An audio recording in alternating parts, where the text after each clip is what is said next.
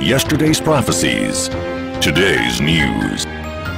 This from the Washington Post. Trump said he'll totally destroy the Johnson Amendment. In his address at the National Prayer Breakfast this morning, President Trump made one clear policy declaration: I will get rid of and totally destroy the Johnson Amendment. Wow, friends. Now, I wrote about the Johnson Amendment in my book, Trumpet Blast Warning. Here's what I wrote. In 1954, Senator Lyndon B Johnson, who later became president, added churches to the IRS tax code 501c3. This was part of his political agenda to silence the church from having any significant influence in shaping public policy. It was billed as a favour to the church, but in reality, it was a weapon to silence it, and it worked. Certain restrictions are placed on a church in order to claim tax deductions on tithes and offerings. This is why the church refuses to take a stand against the rising tyranny and unconstitutional actions of Washington today. If they do, they lose their tax deduction.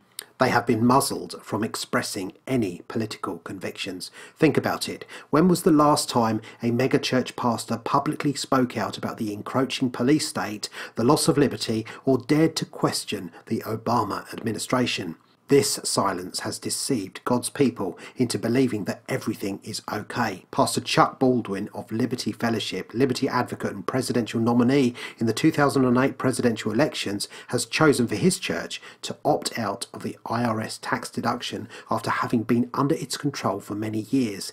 In a message to his congregation entitled "The 501c3 Government Takeover of the Church," Baldwin stated, "I didn't even realise the depth of the stranglehold that those tax codes hold over pastors and the churches themselves until not too long ago.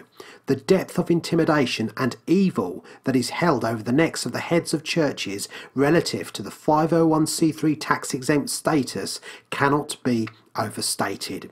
It's worse than you think it is, and it's worse than I thought it was. I'm just here to tell you by living testimonial that it is worse than you can possibly imagine."